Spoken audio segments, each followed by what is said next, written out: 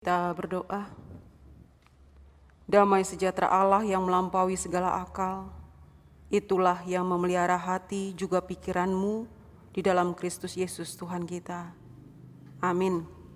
Shalom untuk kita semua, amang-inang saudara-saudara yang terkasih. Tetap sukacita di dalam Tuhan, bahwa Tuhan baik buat kita semua. Firman Tuhan untuk kita di hari ini terambil dari Markus 7 ayat 17 sampai 23. Markus 7 ayat 17 sampai 23.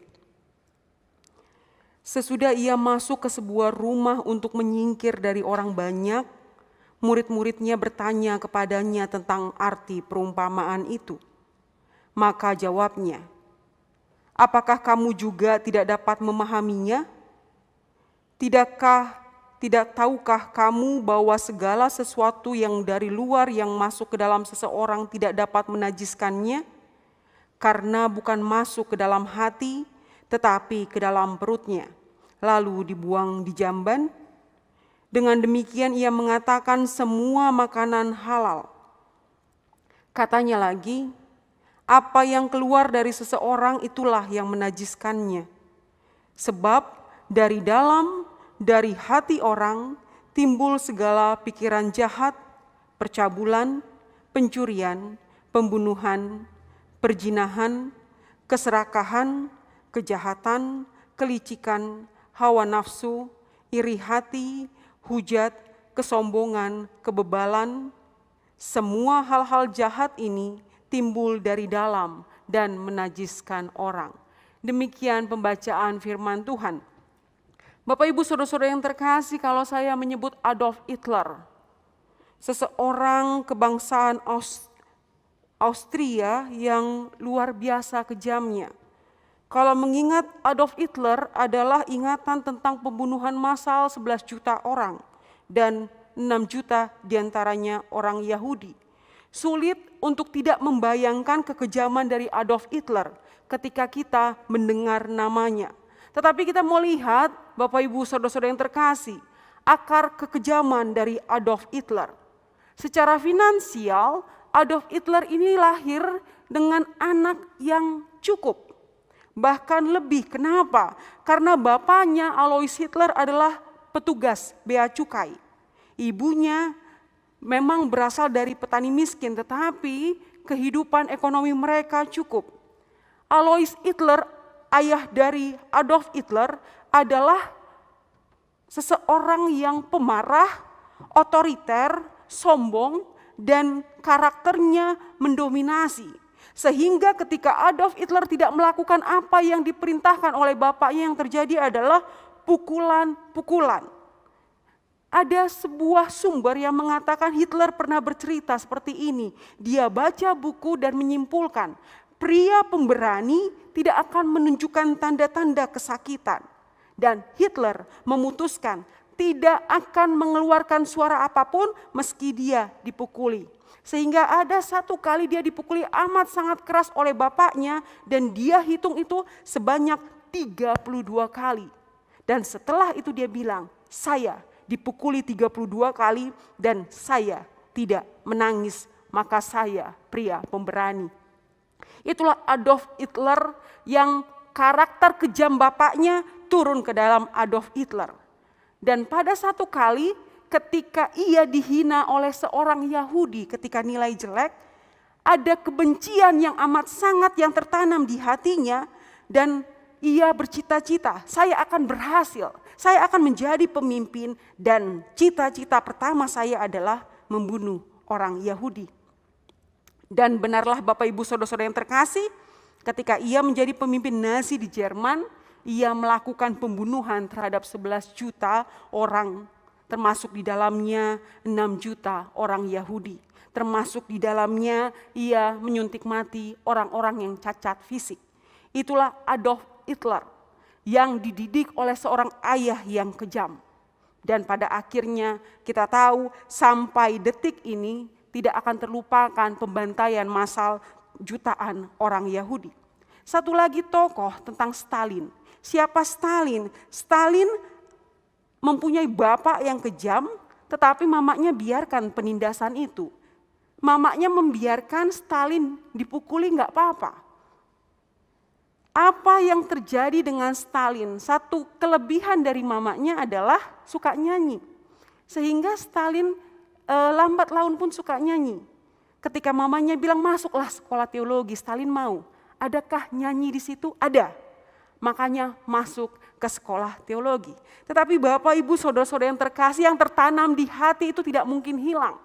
Yang dia tahu, dia mempunyai karakter yang keras, dia mempunyai karakter yang kejam, dan pada waktu itu dia tahu walau dia suka menyanyi, dia tidak ada di dalam gereja, dia tidak ada di dalam pelayanan, yang dia tahu bagaimana dia menindas orang lain. Dan hasilnya adalah Stalin yang membunuh lebih dari 20 juta orang.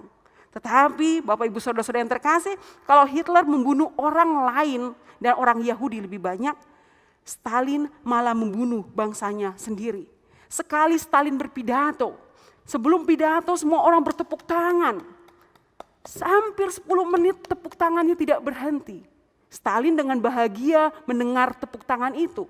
Sampai ada seorang kepala kantor pos, saking lamanya tepuk tangan dia berhenti. Dan dia duduk. Bapak Ibu saudara-saudara yang terkasih, apa yang terjadi kemudian? Esok hari, seorang kepala kantor pos itu ditemukan meninggal sebelum dia sampai ke kantornya. Dan itu adalah ulah Stalin. Sekali lagi Bapak Ibu saudara-saudara yang terkasih, ada proses yang membuat Stalin akhirnya kejam seperti itu. Walau ia masuk ke teologi pada akhirnya, tetapi apa yang ditanamkan di hati oleh bapaknya, oleh mamanya yang membiarkan penindasan dan pembulian itu, pada akhirnya menghasilkan Stalin yang juga pembunuh. Bapak Ibu saudara-saudara yang terkasih, apa kaitannya dengan ayat kita kali ini? Memang di ayat ini bicara tentang najis atau tidak najis. Kalau kita lihat Bapak Ibu saudara-saudara yang terkasih, ada para ahli Taurat, ada orang Farisi menemui Yesus. Dan di dalam saat itu terjadi perjamuan makan. Orang Farisi, ahli Taurat langsung memperhatikan murid-murid Yesus yang apa? Tanpa mereka cuci tangan, mereka makan. Sehingga itulah yang membuat ahli Taurat, orang Farisi bilang itu najis. Harus dibasuh dulu ini tangan. Harus dicuci dulu itu tangan. Sehingga itu tidak najis lagi. Tetapi Bapak Ibu saudara-saudara yang terkasih, Yesus merespon dengan cara mengkritik orang Farisi dan ahli Taurat. Yesus bilang, yang prinsip bukan tentang tanganmu kotor atau tidak. Yang prinsip bukan tentang apa yang kamu makan. Yang prinsip bukan apa yang masuk ke dalam mulut ini. Tetapi Yesus mengatakan, ini Yesus sendiri yang mengatakan, apa yang keluar dari orang itulah yang menajiskannya. Sehingga Yesus gak menegur murid-murid. Yang terpenting bagi Yesus adalah aktualisasi diri. Apa yang engkau katakan, apa yang engkau perbuat, apa yang engkau lakukan di dalam kehidupan sehari-hari itu lebih penting dibandingkan soal makanan yang dimakan, soal berdarah atau tidak berdarah, soal sesuatu yang masuk ke dalam tubuh ini. Maka saya boleh tekankan lagi ayat 19. Karena apapun yang kita makan bukan masuk ke dalam hati, tetapi ke dalam perutnya. Dan di Alkitab bahkan dikatakan lalu dibuang di jamban. Ini mengatakan bahwa apa yang masuk, makanan-makanan yang masuk itu tidak penting. Yang penting adalah soal aktualisasi diri kita, bagaimana kita berbuat, bagaimana kita melakukan sesuatu. Ini yang menjadi prinsip bagi Yesus, bukan tentang tangan yang kotor, bukan tentang bagaimana piring kita. Bayangkan Bapak Ibu saudara-saudara yang terkasih, palungan tempat makan hewan itu, bahkan disitulah Yesus lahir, bukan? Maka kita mau bilang, ya Yesus berpikir dan menegaskan bahwa bukan apa yang masuk ke dalam mulut, tetapi apa yang keluar dari mulut itulah yang menajiskan orang. Yesus menentang kepalsuan dan didukung dengan Amos 5 ayat 21, Bapak Ibu Saudara-saudara yang terkasih. Amos 5 ayat 21 mengatakan, aku membenci, aku menghinakan perayaanmu, aku tidak senang kepada perkumpulan hari rayamu. Di bahasa Batak, huhagigihon. Magigi, jijik. Sampai kata itu yang dipakai. Huhagigihon, biasan aumida akka ari rayamuna. Jaladang di ala mohon rohaku ala akka luhutan muna. Yesus lebih berprinsip, daripada engkau berkata-kata yang baik tetapi engkau menindas orang, itu tidak penting. Lebih baik engkau tidak berkata-kata tetapi engkau membantu orang miskin. Engkau berkata-kata dengan baik, terlihat baik di depan orang, tetapi uang anak orang yatim, uang janda engkau pakai untuk kebutuhan dirimu sendiri. Sehingga Yesus menegaskan tentang apa aktualisasi diri, bukan tentang apa yang masuk. Karena yang masuk tidak sampai ke hati, ke dalam perut. Sehingga yang mau dikatakan di hari ini adalah soal mari menjaga kualitas hati. Apa kaitannya dengan Stalin? Apa kaitannya dengan Adolf Hitler? Percayakah kita, sepakatkah kita kalau kita bilang apa yang ada di hati anak, orang tua yang membantu membentuknya. Orang tua yang akan tahu bagaimana cara mengasihi dan kita kasih tahu teladan itu kepada anak-anak kita. Orang tua yang memberitahu kepada anak-anaknya bagaimana cara menghargai seseorang. Bagaimana cara mendengarkan orang. Ketika orang berbicara, apa yang dilakukan oleh seorang anak, orang tua yang membentuk karakter itu. Orang tua yang membentuk hati seorang anak. Sehingga yang mau dikatakan, terlepas dari apa yang dimakan oleh Stalin, oleh Adolf Hitler, itu tidak jadi penting. Karena proses yang tidak benar, akhirnya outputnya tidak benar. Sebagai orang yang kecukupan, Adolf Hitler prosesnya tidak benar, outputnya menjadi tidak benar. Ayo kita bandingkan Bapak Ibu Saudara-saudara yang terkasih dengan seseorang yang inputnya tidak baik. Contoh, no mention.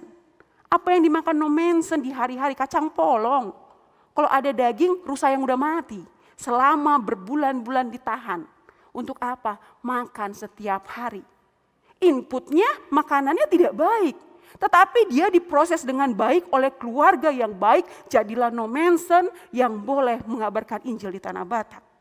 Sedikit lagi Tom dan James Monahan.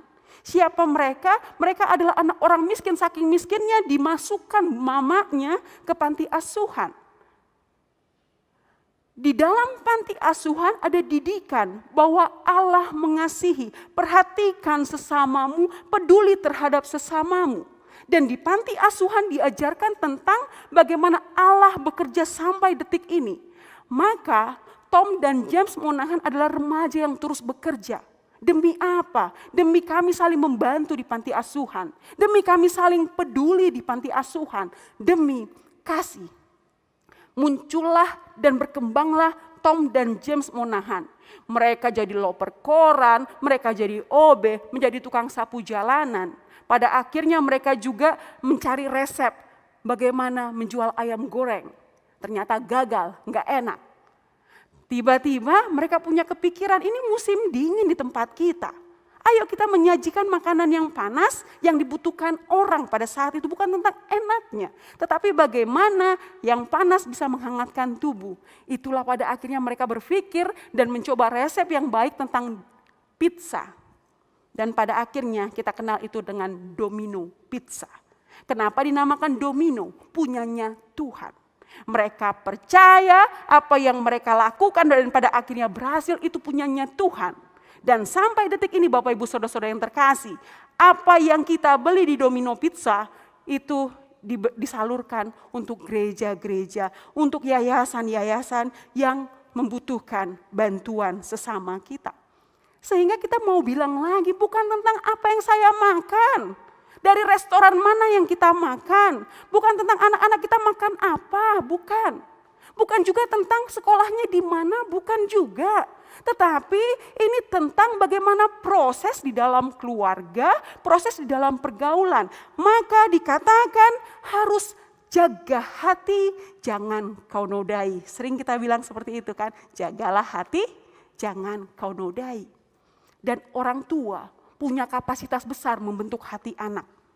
Jangan sampai menjadi Stalin, jangan sampai menjadi Adolf Hitler. Biarlah menjadi no Manson, enggak kaya. Tetapi kita tidak akan lupa bagaimana perjuangannya untuk memberitakan kabar baik.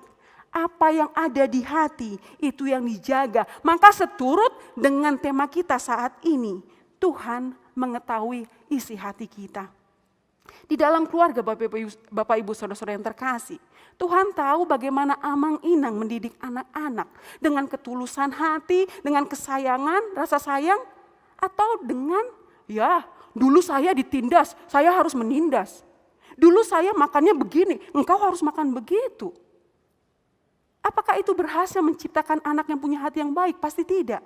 Harus ada keseimbangan, belajar dari masa lalu sehingga apa akar pahit yang terjadi dalam diri orang tua tidak lanjut kepada anak. Sehingga anak bisa teraktualisasi dengan baik di dalam perkataan. Bagaimana kita mengharapkan anak kita berkata lembut sementara yang terjadi di dalam diri orang tuanya di hari-hari dilihatnya mama bapaknya berantem. Ada kalimat-kalimat yang luar biasa dari kandang binatang yang muncul di dalam kehidupan sehari-hari. Bagaimana anak itu bisa mengaktualisasikan dirinya dengan cara berkata baik-baik. Bagaimana anak itu akhirnya bisa menghargai sesamanya. Karena yang dilakukan orang tuanya menindas. Tidak dihargai dibandingkan dengan orang sekitarnya. Sekali lagi Bapak Ibu Saudara-saudara yang terkasih, bukan apa yang kita makan. Tempe tahu bukan menjadi ini hatinya baik atau tidak. KFC tidak menjadikan kita, oh ini pasti hatinya baik. Restoran bintang 5, ini pasti hatinya baik. Tidak, itu semua ke dalam perut. Tetapi sekali lagi Bapak Ibu Saudara-saudara yang terkasih, kita mau dibilang bahkan sampah bisa didaur ulang. Sampah, kulit buah-buahan, batang sayur bahkan bisa jadi makanan dan bisa masuk ke dalam mulut kita. Apakah itu masuk ke dalam hati kita? Tidak. Maka di saat ini saudara-saudara yang terkasih, hati kita harus dijaga. Di dalam keluarga, orang tua punya kapasitas yang besar untuk menjaga hati anak. Kita punya kapasitas besar untuk menjaga hati ini. Di dalam pelayanan, kita punya kapasitas besar bagaimana melayani dengan tulus hati, dengan rendah hati. Supaya apa? Supaya orang-orang sekitar juga menjadi respect, menjadi saling menghargai satu dengan yang lain. Jagalah hatimu, jangan kau nodai. Karena apa? Itu adalah anugerah Tuhan. Kenapa? Karena itulah sumber kejahatan dan itulah sumber kebaikan. Sekali lagi ayat 21. Sebab dari hati orang timbul segala pikiran jahat, percabulan, pencurian, pembunuhan, perjinahan, keserakahan, kejahatan, kelicikan, hawa nafsu, iri hati, hujat, kesombongan, kebebalan, dan hal-hal jahat ini timbul dari dalam hati dan menajiskan orang. Itu yang menajiskan. Tetapi di sisi lain hati adalah sumber kebaikan. Tergerak oleh belas kasihan, tergerak oleh rasa sayang kita, tergerak oleh kepedulian kita, tergerak bagaimana kita saling menghargai. Bukankah itu hati yang berbicara? Maka Allah tahu isi hati kita masing-masing. Tersenyumlah Bapak Ibu Saudara-saudara yang terkasih, tuluskan hati kita menjalani kehidupan ini karena Tuhan menyertai kita. Amin, mari kita berdoa. Engkau Allah yang baik, sampai detik ini Engkau menyertai kami. Sampai detik ini kami diizinkan untuk berdoa. Sampai saat ini kami masih boleh mendengarkan firman Tuhan. Dan kami tahu ya Allah betapa Engkau mengetahui isi hati kami. Bapa yang maha baik, biarlah apa yang kami makan bukan menjadi tolak ukur bagaimana kami beriman. Tetapi hati yang kami jaga baik, kami boleh aktualisasikan melalui perkataan yang baik, melalui perbuatan yang baik, melalui cara kami menghargai sesama kami, menghargai pendamping hidup kami, menghargai anak kami, menghargai orang tua kami. Kami percaya sumber kebaikan berasal dari hati, dan kami mau jaga hati kami dengan boleh dengar-dengaran akan firman Tuhan, mengetahui apa yang menjadi kehendak Tuhan, dan bagaimana kami tetap berdoa untuk menyerahkan diri kami kepadamu ya Allah kami. Inilah kami Tuhan, bentuk hati kami, jaga hati kami, sehingga kami boleh melakukan kehendak-Mu. Jadilah kehendak-Mu Bapa, dan setiap orang tua mampu menjadi teladan yang baik untuk anak-anaknya. Terpujilah nama-Mu Bapa, dalam Kristus Yesus kami berdoa dan mengucap syukur. Amin.